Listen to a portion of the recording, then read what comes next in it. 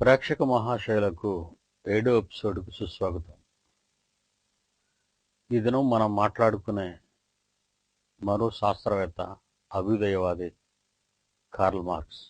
Karl Marx అన్న ఆయన మే 5వ తారీఖు 1818లో జర్మనీ దేశంలోని ట్రెమియర్ అనే సిటీలో పుట్టారు. ఆయన వీళ్ళది యోధ కుటుంబం. యోధ మతం అనేది ఇస్రాయేలీల్లో ఉండేది. ఆ యోధ మతానికి చెందినదే ఈయన కుటుంబం. ఈయన తండ్రి క్రైస్తవ్యాన్ని స్వీకరించాడు. హెన్రీ రిచ్ అతని పేరు. యూదులందరూ క్రైస్తవులు కారు, చాలామంది కాలేకపోయారు.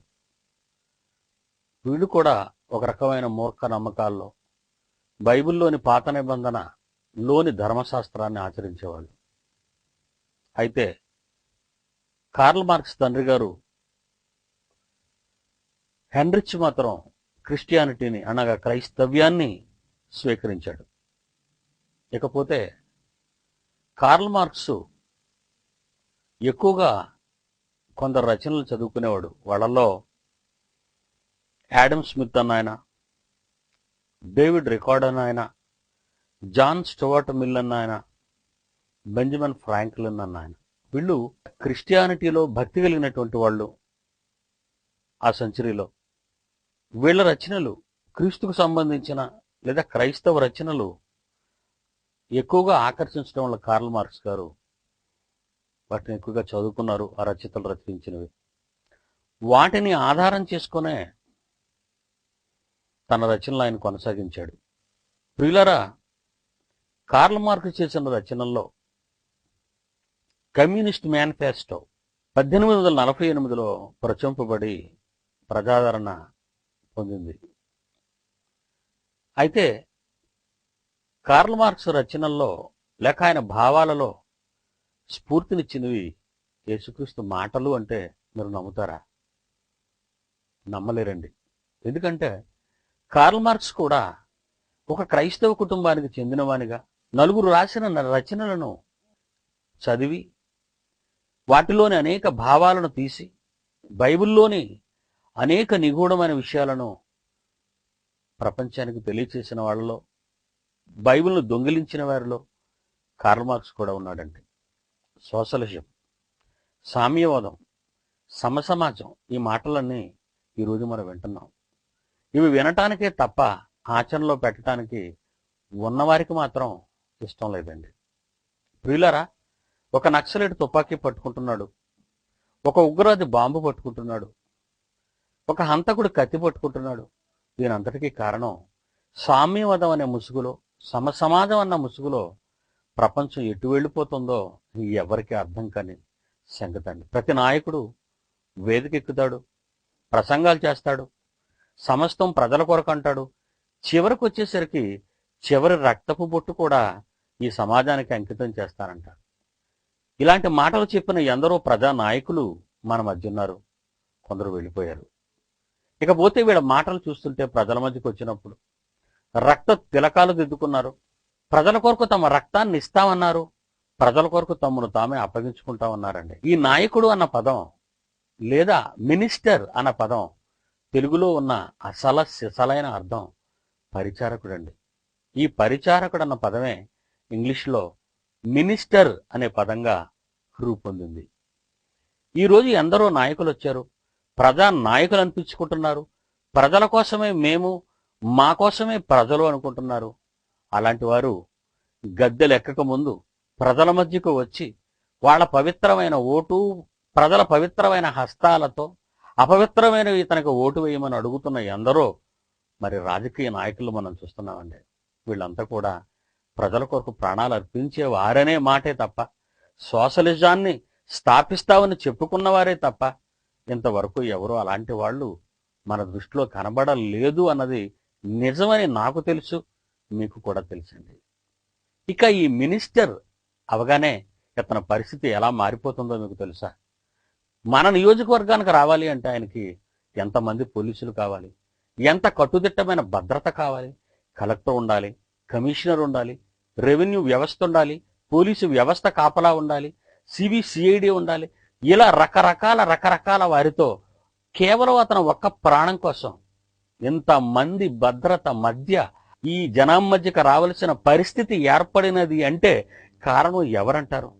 మినిస్టర్ అనే పదం పరిచారం చేసేవాడు అని అనుకుంటే, ప్రజలకు సేవ చేసేవాడు అనుకుంటే, ప్రతి రక్తపు బొట్టు ప్రజల కొరకు ఇవ్వాలి అని ఒకవేళ అనుకుంటే, ప్రియులరా, అతని రక్తపు బొట్టు ఒకటైనా నేల రాలకుండా ఇంతమంది పోలీసులు తుపాకులతో కట్టుదిట్టమైన భద్రతల మధ్య ప్రజ అనేవాడు ఒక్కడు కూడా అతని కారుకు ఎదురు కాకుండా ఉండాలని ఎన్ని కట్టుదిట్టమైన ఏర్పాట్లు రోడ్లకు గాని సభలకు గాని చేస్తున్నారో ఈ రోజు నేను మీకు చెప్పనవసరం లేదు.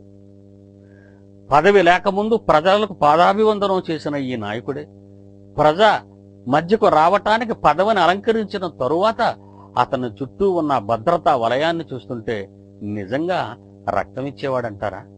ప్రజల కొరకు ప్రాణం ఇచ్చేవాడని మీరు నమ్ముతున్నారా? నమ్మితే పొరపాటండి. కనుక కార్ల్ మార్క్స్ మరి ప్రతిపాదించినటువంటి రాసినటువంటి ఈ మార్కిజం అని తర్వాత తరాల వారు పేరు పెట్టారు. కార్ల్ మార్క్స్ చెప్పాడు గనక మార్కిజం అన్నారు. దానినే లెనిన్ చెప్తే లెనినిజం అన్నారు. అదే మావో చెప్తే మావోయిజం అన్నారు. ఇవన్నీ కూడా ఎవరు ఇజాలని మీరు అనుకుంటున్నారు ప్రియులారా? ఇవన్నీ క్రైస్టిజం, యేసుయిజం. ఇదంతా కారణం యేసు క్రీస్తు శకం 33కు ముందు మాట్లాడిన మాటలు ఇవన్నీ. యేసు మాట్లాడిన మాటలో సమసమాజ స్థాపన, యేసు మాట్లాడిన మాటలో సామ్యవాదం, యేసు మాట్లాడిన మాటల్లోని ఈ అర్థాన్ని మీరు ఆలోచిస్తే 33కు ముందు యేసు పలికిన మాటలు ఈ సమసమాజాన్ని, సమానత్వాన్ని మరి మాట్లాడారా? ఈ పరిచర్య అనే పదం, మినిస్టర్ అనే పదం యేసుక్రీస్తు చెప్పిందా, లేక వ్యవస్థ చెప్పిందా, లేదా ఈ ప్రపంచ చరిత్ర చెప్పిందా? మీరు ఒక్కసారి ఆలోచించండి. యేసు మాటల్లో 33 క్రీస్తు శకానికి ముందు ఆయన మాట్లాడిన మాటలు కొన్నిటిని నేను బైబిల్ నుండి మీకు చదివి వినిపిస్తాను. యేసుక్రీస్తు ప్రజల చేత పరిచారము చేయించుకున్నటకు రాలేదు గాని ప్రజలకు ప్రతిగా తన ప్రాణము నిచ్చుటకు వచ్చెను అన్న మాట మత్తయి సువార్త 20వ అధ్యాయం 28లో రాయబడింది. ఆయన ప్రాణం ఇవ్వటానికి వచ్చాడు, ప్రజలకు పరిచారం చెయ్యటానికి వచ్చాడు, ప్రజల చేత పరిచారం చేయించుకోవటానికి రాలేదు. ప్రజల మధ్య ఎక్కడో ఒకనాడు ఉన్న ఒక మనిషి ఈ రోజు అర్ధాంతరంగా అనుకోకుండా ఆర్థిక బలంతోనో పలుకుబడితోనో మంత్రివర్య స్థానానికి చేరగానే ఆ ప్రజలే బంట్రోతులుగా అతని ఇంటి ముందు ఉంటున్నారు, ఆ ప్రజలే వంటగాళ్లగా వాళ్ళ ఇంట్లో పనిచేస్తున్నారు, ఆ ప్రజలే భద్రతా దళాలుగా ఇంటి ముందు కాపలా ఉంటున్నారు. ఇంతకీ ప్రజల చేత సేవ చేయించుకోనని ప్రజలకు సేవ చేసేవారే, పరిచారము చేసేవారే మినిస్టర్ అనే పదానికి అర్థం అనుకుంటే, ఆ ప్రజల చేత ఎన్నుకోబడిన ఈ నాయకులు లేదా మంత్రివర్యులు మినిస్టర్స్ అనే పరిచారకులనే ఈ పదం ఆ ప్రజల చేత సకల సేవలు అందుకుంటున్నారు అంటే ఇది ఎవరిసం అనుకుంటున్నారు. కానీ యేసు అసలు ఆ ఇజానికి అర్థం లేకుండా వీళ్ళు చేశారు అని అంటున్నాడు. కార్ల్ మార్క్స్ చెప్పిన మార్కిజం యేసుదైతే, లెనిన్ మావోలు చెప్పిన ఇజం అది యేసుక్రీస్తుదైతే, వీళ్ళంతా మరి 18, 19 శతాబ్దాలకు చెందినవారైతే, క్రీస్తు శకం 1వ శతాబ్దంలోనే యేసు 33కు ముందే ఆయన మరి పలికిన ఈ మాటల్లో యేసుక్రీస్తు ప్రజల చేత పరిచారము చేయించుకొనుటకు రాలేదు గాని ప్రజలకు ప్రతిగా తన ప్రాణాన్ని ఇవ్వటానికి వచ్చాను అన్నాడు. లూకాసు వార్త 22వ అధ్యాయం 27వ వచనంలో గొప్పవాడెవడు? భోజన పంక్తిని కూర్చుండవాడా? భోజన పంక్తిని కూర్చున్న వానికి పరిచర్యము చేయువాడా? నేను భోజన పంక్తిని కూర్చుండి భోజనము చేసేవాడిని కాను గాని భోజన పంక్తిని కూర్చుండి భోజనము చేయు వానికి పరిచారము చేయటానికి వచ్చిన వాడును అన్నాడండి. ఈస్ ఏ రియల్ మినిస్టర్ అండి. ఆయనండి మంత్రి, ఆయనండి పరిచారకుడు. ఆయనకి ఎవరు భద్రతలు ఆ రోజు ఉన్నాయి చెప్పండి? ఏ ప్రజల భద్రతను ఆయన వాడుకున్నాడు చెప్పండి? ఏ ప్రజల సేవను ఆయన వాడుకున్నాడు చెప్పండి? యోహాను సువార్త 13వ అధ్యాయం 4 నుంచి 6 వచనాలు, 13 నుంచి 15 వచనాలు అదే సువార్తలో యేసు తువాలు తీసుకుని శిష్యుల పాదములు కడుగుతూ తుడుచుట మొదలుపెట్టెను. నేను చేయుచున్నది ఇప్పుడు నీకు తెలియదు గాని ఇక మీదట మీరు తెలుసుకొందురు అని తన డిసైపుల్స్తో, శిష్యులతో అంటున్నాడండి. ప్రభువును బోధకుడునైన నేను మీ పాదములను కడిగిన ఎడల మీరును ఒకరి పాదములు ఒకరు కడుగవలసినదే. నేను మీకు చేసిన ప్రకారము మీరును చేయవలెను. మీకు మాదిరిగా ఇలాగూ చేసి తిని. పరిచర్య అంటే పరమార్థాన్ని తన బ్రతుకులో చేసి చూపించిన మహానాయకుడు యేసండి. వీళ్ళందరికీ స్ఫూర్తి ఆయనేనండి. క్రైస్తవ కుటుంబంలో పుట్టిన కార్ల్ మార్క్స్ స్ఫూర్తి ఆయనే. అలాగే యాడమ్ స్మిత్ గాని, డేవిడ్ రికార్డో గాని, జాన్ స్టెవార్ట్ మిల్ గాని, బెంజమిన్ ఫ్రాంక్లిన్ గాని, వీళ్ళందరికీ స్ఫూర్తి యేసుక్రీస్తు కాడా? మీరే చెప్పండి. యేసుక్రీస్తు పలికిన మాటలలోని అనేక సంగతులు వీళ్ళంతా తమ గ్రంథాల్లో కాపీ చేసి మానవ సమాజానికి ఒక సరికొత్త పరిశోధనాత్మకమైన విషయాన్ని తెలియచేశావని వారి పేర్లు చాటుకున్నారే తప్ప యేసుక్రీస్తు పేరును ఒక్కరైనా వినియోగించారా? మీరు ఆలోచించండి. వాళ్ళ పుస్తకాల్లో లేవండి. ఎందుకంటే ఆ క్రెడిట్ అంతా యేసుక్రీస్తుకు వెళ్ళిపోతుంది. వీళ్ళంటూ ఒక పెద్ద రచయితలను గాని, వీళ్ళను ఒక పెద్ద పరిశోధకులను గాని, లేదా శాస్త్ర పరిశోధకులను గాని ఈ సమాజం ఈరోజు గుర్తించి ఉండేదా? యేసుక్రీస్తు పేరు చెబితే గుర్తించదండి. యేసు పేరు చెబితే విదేశీ మతం అనే ముద్ర పడుతుందే తప్ప, యేసు పేరు చెబితే ఇది ఒక మతం అంటున్నారే తప్ప, ఇంత జ్ఞానం శాస్త్రవేత్తలను నిలబెట్టి అడిగే వాళ్ళు ప్రపంచంలో ఇంతవరకు ఎవరైనా పుట్టారా? మీరే చెప్పండి. నాకున్నదంతా ప్రజలకిస్తే, నాకున్నదంతా ప్రజా క్షేమానికిస్తే, నాకున్నదంతా ప్రజల మీద ప్రేమతో పరిచారకుని వలె పరిచర్య చేయటానికిస్తే నేను దరిద్రుని కానా అండి? ఈరోజు వేలాది ఎకరాలు కబ్జా చేస్తూ నాయకులున్న వారే దోచుకుంటూ ఉంటే అమాయకుడుకు పట్టెడన్నం, కట్టుకోవడానికి గుడ్డ ముక్క, ఉండడానికి గూడు కూడా లేదండి. ఎన్నిసార్లు చెప్పినా ఇదే కదండి. మరి ఇక తాజా కరెంట్ అఫైర్ మీకు తెలుసు కదా అండి. ఒక మంచి పదవిలో ఉన్న ఒక నాయకుని ఇంట జరిగిన హత్య, తుపాకీ పేలుడు మీరు ఈ మధ్య వార్తల్లో విన్నారు. ఎందుకండి వీళ్ళందరికీ తుపాకులు? నాయకులన్న వారికి తుపాకులు కావాలా? వాళ్ళకు రక్షణ కావాలా? ఎవరి నుండి వాళ్ళకు ఆపద? ఎవరి నుండి? ప్రజల వలన, ఉగ్రవాదుల వలన, నక్సలైట్స్ వలన, ఎవరి వలన? శత్రువుల వలన. ఎందుకు నీకు వీళ్ళంతా శత్రువులయ్యారు? ఒక్కసారి ఆలోచించు. ఈ రోజు నాకు ఒక ఆయన శత్రువుగా మారాడు అంటే నా వలన ఏదో అన్యాయం అతనికి జరిగే ఉండాలి, లేదా నా వలన మోసపోయేవారై ఉండాలి. నన్ను చంపాలి అనుకుంటున్నారంటే నేనేదో తీరని ద్రోహం చేసే ఉండాలి. ప్రియులారా, వందల వేల హెక్టారుల భూమి సంపన్నుల వశమైతే ఆ నేల ఎవరిది? ఒక్కసారి మీరు చెప్పండి. ఈ నింగి, ఈ నేల, ఈ నీరు, పంచభూతాల గురించి మనం మాట్లాడుకుంటే ఇవన్నీ సృష్టికర్త కన్న తండ్రి మానవాళి క్షేమానికై సమానంగా ఇచ్చిన ఆస్తి కాదంటారా? ఒక తండ్రి తన పిల్లలకు ఆస్తి సంపూర్ణంగా అందరికీ సమానంగా పంచడంటారా? మరి మనమంతా దేవుని పిల్లలైతే ఈ ఆస్తి అంతా మనందరికీ సమానంగా రావాలి కదా.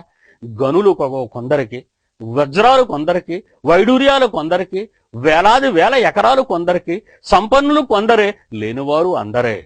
ఎక్కడుందండి సమసమాజం? అమెరికాలో ఉందా? యూరోప్ కంట్రీస్ లో ఉందా? ఆస్ట్రేలియా దేశంలో ఉందా? ప్రపంచంలో ఏ మూల ఉందో చెప్పండి. సమాజం అన్న మాటకే మాట్లాడుతున్నారు తప్ప నిజ జీవితాల్లో వాళ్ళకి కనిపించలేదండి. మొదటి శతాబ్దంలోని క్రైస్తవుల మాటలలోని, చేతలలోని సంగతులు బైబిల్ నుండి చదువుతున్నాను చూడండి. అపోస్తుల కార్యములు 2వ అధ్యాయము 48వ వచనములో, వారు తమ చర స్థిరాస్తులు అమ్మి అందరికిని వారి వారి అక్కర కొలది పంచిపెట్టిరి. ప్రారంభ శతాబ్దంలోని క్రైస్తవులు యేసు మాటలు విన్న వారి మనస్సులు మారిపోయి ఉన్నవారు తమ ఆస్తులను అమ్మి లేని వారికి పంచి ఇచ్చిన సమసమాజ స్థాపన యేసు చేశాడే తప్ప ఇంతవరకు ప్రపంచంలో ఏ ఒక్కరూ చేయలేదండి. లేదా ప్రారంభ క్రైస్తవులలో మొదటి శతాబ్దంలో 100 ఏళ్లలో ఉన్న క్రైస్తవ సంఘాలు, దేవుని పిల్లలు, క్రీస్తును నమ్ముకున్నవారు, ఆయన మాటలు నమ్మినవారు ఆస్తులు, చర స్థిరాస్తులు అమ్మి లేని వారికి పంచారు అని బైబిల్లో రాయబడిందండి. ఇక ప్రియులారా, గలతీ పత్రిక 5వ అధ్యాయము 14వ వచనములో నిన్ను వలె నీ పొరుగు వారిని ప్రేమించు అనే ఒక్క మాటలో బైబిల్ అంతా నిక్షిప్తమై ఉన్నదనే మాట రాయబడిందండి. నిన్ను వలె నీ పొరుగు వాడిని ప్రేమించు, నీకున్నది ఏదో అది నీ ఎదుట ఉన్న వానికి ఇమ్మని దేవుడు చెప్పాడే. ఇకపోతే అపోస్తుల కార్యములు 4వ అధ్యాయము 32వ వచనము నుండి 35వ వచనం వరకు ఆలోచిస్తే అండి, చెప్తున్నారు వినండి. ఎవడును తనకు కలిగిన వాటిలో ఏదియు తనదని అనుకొనలేదు. ఇది యేసు మాటల ప్రభావం కాదా? ఎవడును తనకు కలిగిన వాటిలో ఏదియు తనదని అనుకొనలేదు. ఇకపోతే భూమిలైనను ఇండ్లైనను కలిగిన వారు వాటిని అమ్మి వాటిని వెల తెచ్చి వాటిని అక్కరి కొలది ఉన్న వారికి పంచి ఇచ్చారు అని రాయబడిందండి. ఏమండి, 1991 తర్వాత మురళీ మనోహర్ జోషి గారు ఒక మాట పారేసుకున్నారండి. అదేంటో తెలుసా? బైబిల్లో సామ్యవాదం అనే మాట ఒక్కటి చూపగలిగితే ఆ మాటకు 1000 రూపాయలు ఇస్తాను అన్నాడండి ఆయన. అప్పుడే నేను ఆయన సవాలు చేశానండి. ఒక్క మాటకు 1000 రూపాయలు ఇస్తానన్న జోషి గారు, మీ మాట మీద మీరు నిలబడితే మీరు అలిసిపోయినంత వరకు బైబిల్ నుండి సామ్యవాదం అనే మాట, సోషలిజం అనే మాట చూపిస్తాను. బస్తాలతో డబ్బు తెమ్మన్నానండి ఆయన్ని. బస్తాలతో డబ్బు తేవాలి. కానీ ఆయన మాట్లాడలేదండి. బైబిల్ తెలియని వారు ఏదో మాట్లాడుతూ ఉంటారండి. వాళ్ళని మనం ఏమనాలండి? వాళ్ళని జ్ఞానము లేని మాటలు ఏ ఒక్కడూ మాట్లాడకూడదండి. ఈ మధ్య చాలా మంది బైబిల్లో ఏయో తప్పులు ఉన్నాయని క్రైస్తవ్యాన్ని హేళన చేసే మాటలు బాబాలు అంటున్నారండి. వద్దు సార్, ఆ మాట మీరు అనకండి. అలా అనే ముందు ఒక్కసారి పిడి సుందర్రావుని జ్ఞాపకం చేసుకుని, సత్తా ఉంటే, గుండంటూ మీకుంటే, మగతనవంటూ మీకుంటే నాతో మాట్లాడిన తర్వాత మాట పారేయండి. అంతవరకు ఒక క్రైస్తవ్యాన్ని, ఒక మార్గాన్ని మీరు అమాయకంగా మాట్లాడకూడదు, అజ్ఞానిగా మాట్లాడకూడదు. ఎందుకంటే నేడున్న ఈ భారత రాజ్యాంగంలో ఒకరు నమ్మిన దానిని కించపరిచే మాటలు మాట్లాడితే శిక్షార్హులన్న సంగతి మీకు తెలియకపోవటం దురదృష్టకరం. వద్దు, మీ గురించి మీరు మాట్లాడుకోండి, మీ గొప్పతనాన్ని మీరు చాటుకోండి, మీరు నమ్ముకున్న దాన్ని ప్రపంచానికి చెప్పండి. నాలాగే నేను ఎంత ధైర్యంగా, సాహసంతో మిలేనియం మహనీయులని ప్రపంచం చేత పిలువబడిన శాస్త్రవేత్తలందరినీ దొంగలు అని అనగలిగాను అంటే ప్రపంచంలో ఏ ఒక్కడైనా ఈ మాట చరిత్రలో ఎప్పటికీ అనగలిగాడా? ఒక్క పిడి సుందర్రావు తప్ప. ఆలోచించండి ప్రియులారా. కనుక కార్ల్ మార్క్స్ కు స్ఫూర్తినిచ్చిన యేసు మాటలు, లెనిన్కి స్ఫూర్తినిచ్చిన యేసు మాటలు, క్రీస్తు శకం 33లో పలికిన ఆయన మాటలు 18, 19, 17, 16 శతాబ్దంలో ఉన్న వారికి స్ఫూర్తినిచ్చాయ్యా? అవును.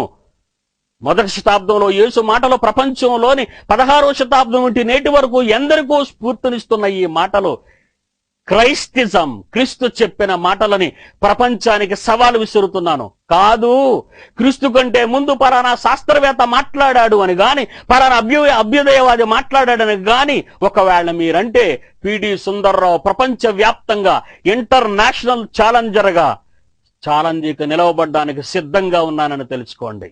ప్రియులారా, ఈ సమాజం అన్నది యేసు చెప్పిందేనండి. ఈ సామ్యవాదం అన్నది యేసు చెప్పిందేనండి. యేసు చెప్పిన ఈ మాటల్లో ఆయన ఆస్తులు సంపాదించుకున్నాడా అండి? లేదే. ఆయన కోటలు కట్టించాడా అండి? లేదే.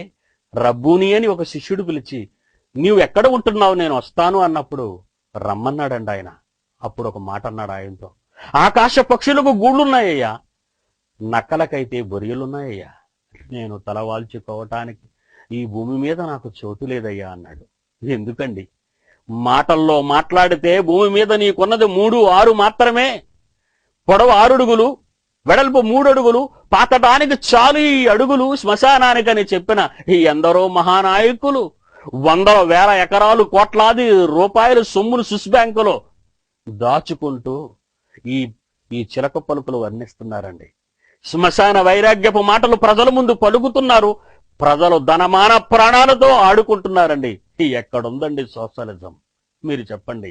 ఇది కార్ల్ మార్క్సిజం కాదండి, ఇది లెనినిజం కాదండి, ఇది మావోయిజం కాదండి. సోదర సోదరీమణులారా, నక్సలైట్ సోదర సోదరీమణులారా, భారతదేశంలో ఉన్న సోదర సోదరీమణులారా, ప్రపంచంలో ఉన్న సోదర సోదరీమణులారా, మీరందరూ తెలుసుకోవలసిన మాటలు ఇవే. యేసు మాటలు ఇవి. ప్రారంభ శతాబ్దంలో చెప్పిన యేసు మాటలనే శాస్త్రాలలో, తమ రచనలలో మా మాటలుగా చెప్పుకున్న వీళ్ళంతా బైబిల్ను దొంగిలించారు అని నేను అంటున్నానండి.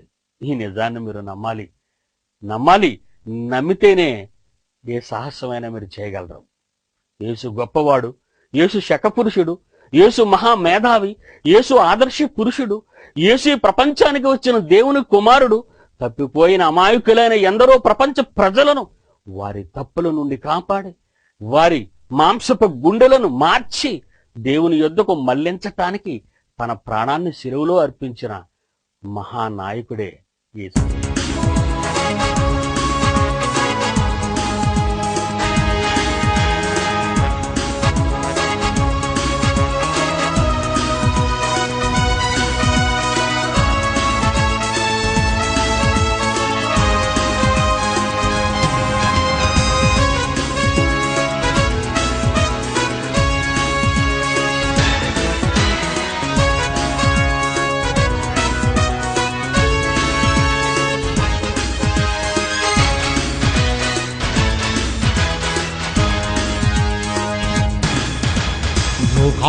కాలనేలే మహా సామ్రాజ్యమా, బబులోను సామ్రాజ్యమా, మాదీయ సామ్రాజ్యమా, గ్రీకు రోమా సామ్రాజ్యమా, కాలనేలే మహా సామ్రాజ్యమా, బబులోను సామ్రాజ్యమా, మాదీయ సామ్రాజ్యమా, గ్రీకు రోమా సామ్రాజ్యమా, వాటిని నలిచేసింది చిన్న రాయి, అదే మూలకు తలరాయి.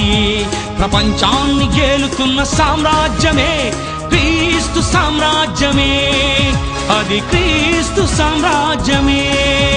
ఆ రాజ్యానికి రారాజు క్రీస్తే, క్రీస్తే ప్రపంచంలో అత్యధికం క్రైస్తవులే.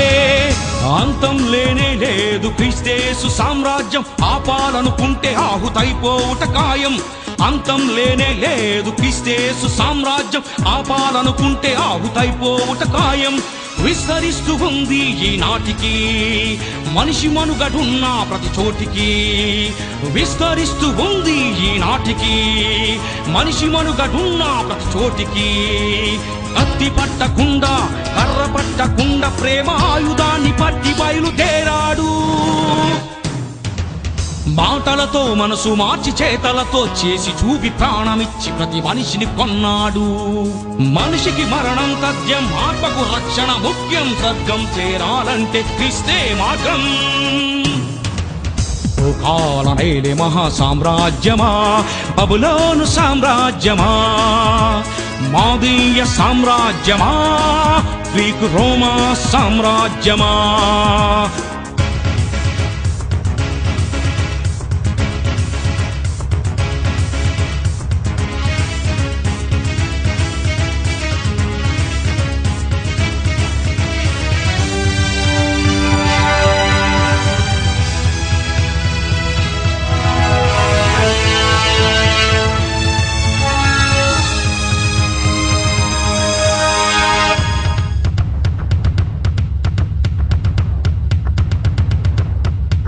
క్రీస్తు రక్తంతో కొన్నదే ఆ రాజ్యం, ఆ రాజ్యానికి బైబులే చట్టం.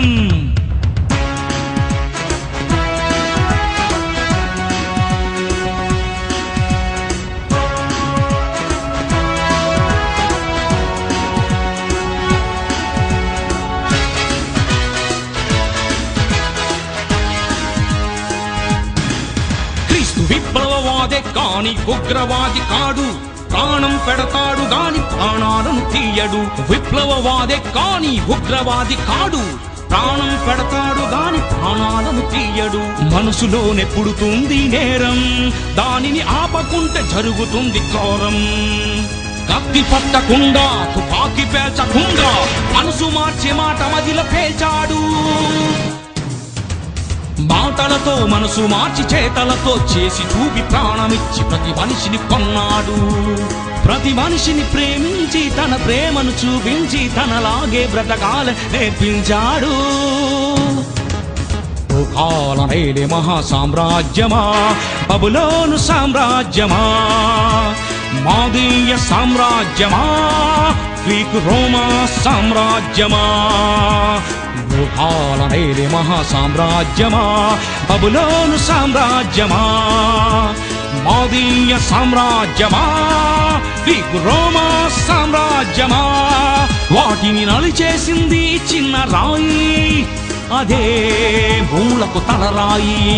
ప్రపంచాన్ని గేలుతున్న సామ్రాజ్యమే క్రీస్తు సామ్రాజ్యమే, అది క్రీస్తు సామ్రాజ్యమే, అది క్రీస్తు సామ్రాజ్యమే, అది క్రీస్తు సామ్రాజ్యమే, అది క్రీస్తు సామ్రాజ్యమే.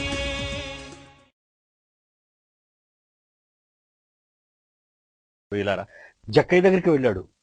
ఒక ధనికుడు ఆయన, వడ్డీలకు వడ్డీలు వసూలు చేసి చక్రవడ్డీలు బారు వడ్డీలు ప్రజల దగ్గర తన చుట్టూ ఉన్న వారి దగ్గర డబ్బులిచ్చి వడ్డీలు తీసుకున్న ఈయన అనేక కుటుంబాల్లో కన్నీరు మిగిల్చిన ఈయనతో యేసు ఏమని మాట్లాడాడు తెలుసా? నేను మీ ఇంటికి రావాలనుకుంటున్నావా జక్కయ్య? అయితే నీకున్నదంతా ప్రజలకు పంచేయి. ఎవరి దగ్గర నువ్వు అన్యాయంగా ఈ డబ్బు తీసుకున్నావో వాళ్ళందరికీ ఎమ్మని చెప్పాడండి ఆయన. Is a real hero. ఆయనకదండి నిజమైన వాడు. ఈరోజు క్రైస్తవ బాబా లేరని మీరు అనుకుంటున్నారా? అబ్బా, వాళ్ళు కూడా ఉన్నారండి క్రైస్తవ బాబాలు. కోట్ల రూపాయల ఆస్తులు, 100 ఎకరాల భూములు, ఈ మధ్యనే ఒక బాబా గురించి మనం అందరూ విన్నాం. విదేశాల నుంచి కోట్లాది వేల కోట్ల రూపాయలు తెచ్చుకున్నాడు. ఎందుకండి ఈ డబ్బు? ధనవంతుడు దేవుని రాజ్యంలో ప్రవేశించలేడే అని యేసు పలికిన మాట పలుకుతున్న వీళ్ళు బైబిల్ చేతబట్టుకుని కోట్ల రూపాయలు సంపాదన ఎందుకు? దేవుని సేవకుడు అయితే నాలా రేకుల షెడ్లో ఉండడానికి ప్రయత్నించు. దేవుని సేవకుడు అయితే నాలో గుడారంలో గూడిలో ఉండడానికి, కమ్మల ఇంటిలో ఉండడానికి ప్రయత్నించు. అప్పుడు నీకున్నదంతా ప్రజలకు ఇవ్వటానికి, నీకున్నదంతా ఆకలితో ఉన్నవారికి పెట్టాలి. అది కదా ఆయన కోరుకున్న ఉపవాసం.